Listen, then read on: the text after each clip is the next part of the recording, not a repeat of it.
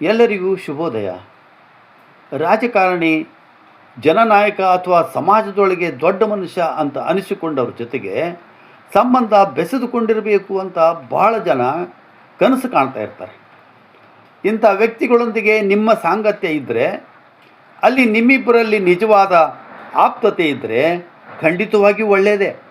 ಆದರೆ ಒಂದು ಮಾತು ಮಾತ್ರ ಸದಾ ನೆನಪಿಡಿ, ಏನಂದರೆ ಈ ದೊಡ್ಡ ಮನುಷ್ಯ ಸುಲಭಕ್ಕೆ ನಿಮ್ಮವನು ಆಗೋದಿಲ್ಲ. ಹಾಗೇನಾದರೂ ನೀವು ತಿಳಿದುಕೊಂಡಿದ್ರೆ ಅದು ನಿಮ್ಮ ಭ್ರಮೆ ಮಾತ್ರ.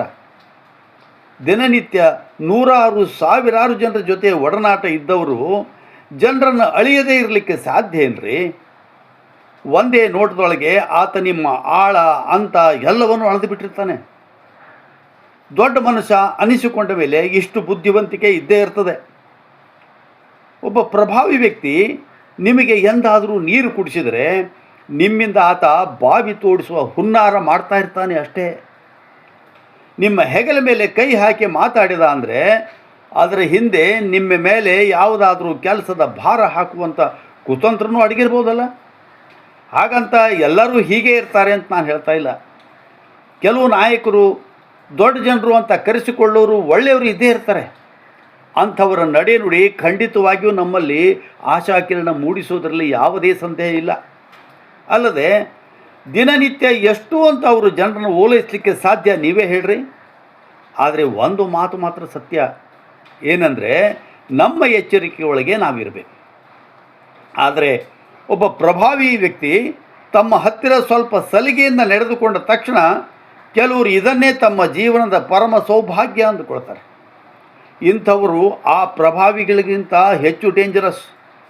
ಆ MLA ನನ್ನ ದೋಸ್ತ, ಈ ಮಿನಿಸ್ಟರ್ ನನಗೆ ಭಾಳ ಕ್ಲೋಸು, ಆ ಲೀಡರ್ ನನ್ನ ಕ್ಲಾಸ್ಮೇಟು, ಇವ ನನ್ನ ಚಡ್ಡಿ ದೋಸ್ತ ಅಂತೆಲ್ಲ ಬೊಗಳೆ ಬಿಡುವ ಎಡಬಿಡಂಗಿಗಳು ಇದರಿಂದ ತಮ್ಮ ಘನತೆ ಅಂತಸ್ತು ಹೆಚ್ಚಾಯಿತು ಅನ್ನೋ ಭ್ರಮೆಯೊಳಗೆ ಸಿಕ್ಕು ಜನರ ಮುಂದೆ ಇನ್ನಿಲ್ಲದ ಪೋಸ್ ಕೊಡ್ತಾರೆ.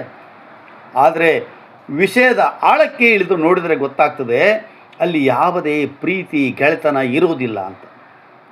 ಹಾಗೆ ನೋಡಿದರೆ ಅಲ್ಲಿ ಕಾಣೋದು ಶುದ್ಧ ಲಾಭದ ಲೆಕ್ಕಾಚಾರ ಮಾತ್ರ. ಈ ವ್ಯಕ್ತಿಯಿಂದ ತನ್ನ ರಾಜಕಾರಣಕ್ಕೆ ಎಷ್ಟು ಲಾಭವಾಗಬಹುದು ಎಂದು ಆತ ವಿಚಾರ ಮಾಡ್ತಾ ಇದ್ದರೆ, ಅಂಥ ದೊಡ್ಡ ಜನರಲ್ಲಿ ತನ್ನ ಬೇಳೆ ಬೇಯಿಸಿಕೊಳ್ಳೋದು ಹೇಗೆ ಅಂತ ಇವ ಲೆಕ್ಕ ಹಾಕ್ತಾ ಇರ್ತಾನೆ. ಅದೂ ಅಲ್ಲದೆ ಕೆಲವರು ನಿಮ್ಮ ಮುಂದೆ ನಿಮ್ಮನ್ನು ಇಂದ್ರ ಚಂದ್ರ ಜೀವದ ಗೆಳೆಯ ಅಂತ ಹೊಗಳಬೋದು. ಆದರೆ ಅವರೇ ನಿಮ್ಮ ಬೆನ್ನ ಹಿಂದೆ ಏನಂತಾರೆ, ನಿಮ್ಮ ಬಗ್ಗೆ ಅವರಲ್ಲಿ ಯಾವ ಭಾವನೆ ಅಡಗಿದೆ ಅನ್ನೋದು ಬಹಳ ಬಹಳ ಮುಖ್ಯ. ಅದಕ್ಕಾಗಿ ಸುಮ್ಮನೆ ಭ್ರಾಮಕ ಲೋಕದೊಳಗೆ ತೇಲಾಡುವ ಇಂಥವರನ್ನು ನೋಡಿ ನನಗಂತೂ ಅಯ್ಯೋ ಪಾಪ ಅನ್ನಿಸ್ತದೆ. ಅದಕ್ಕೆ ದಾಸವರೇಣ್ಯರು ಜಗದೊಳಿರುವ ಮನುಜರೆಲ್ಲ ಹಗರಣ ಮಾಡುವುದ ಕಂಡು ನಗೆಯು ಬರುತ್ತಿದೆ, ನನಗೆ ನಗೆಯು ಬರುತ್ತಿದೆ ಅಂತ ಮಾರ್ಮಿಕವಾಗಿ ಹೇಳಿದ್ದಾರೆ.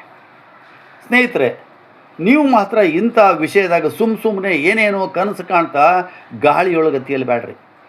ಆದರೆ ಸ್ವಾರ್ಥಿಗಳೇ ಹೆಚ್ಚು ತುಂಬಿರುವ ಈ ಸಮಾಜದೊಳಗೆ ನಾವು ಹುಷಾರಾಗಿರಬೇಕು. ಇನ್ನು ಈ ದೊಡ್ಡ ಜನರು ಅನಿಸಿಕೊಂಡವರಿಗಿಂತ ಅವರ ಹೆಸರು ಹೇಳಿಕೊಳ್ಳುತ್ತಾ ಬುಡುಬುಡಿಕೆ ಬಾರಿಸಿ ತಮ್ಮ ಬೇಳೆ ಬೇಯಿಸಿಕೊಳ್ಳುವ ಜನರ ಬಗ್ಗೆ ಮೈಯೆಲ್ಲ ಕಣ್ಣಾಗಿರಬೇಕು.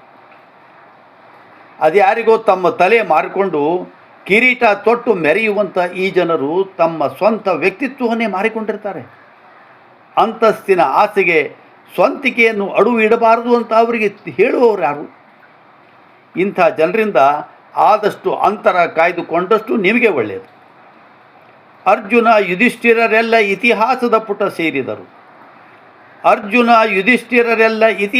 ಪುಟ ಸೇರಿದರು. ಆದರೆ ಶಕುನಿ ಮಾತ್ರ ಜನರಲ್ಲಿ ಸ್ಥಿರವಾಗಿ ನೆಲೆಸಿರುವನು ಅನ್ನೋ ಮಾತನ್ನು ಲಕ್ಷ್ಯದಾಗಿಟ್ಟುಕೊಂಡಷ್ಟು ನಮಗೆ ಒಳ್ಳೆಯದು. ಅಲ್ಲದೆ ಅಧಿಕಾರ ಇದ್ದವರಿಂದ ಆರೋಗ್ಯಕರ ಅಂತರ ಕಾಯ್ದುಕೊಂಡವ ನಿಜಕ್ಕೂ ಗ್ರೇಟ್ ಅನಿಸ್ಕೊಳ್ತಾನೆ. ಈಗ ಕಾಲ ಕೆಟ್ಟಿದೆ, ತಣ್ಣೀರನ್ನು ಊದಿ ಕುಡಿಯುವ ಕಾಲ ಇದು. ಆದ್ದರಿಂದ ಯಾವುದಕ್ಕೂ ಮೊದಲು ಎಚ್ಚರಿಕೆಯಿಂದ ಇರಬೇಕು ಅಷ್ಟೇ. ಇದೇ ರೀ ಜೀವನ.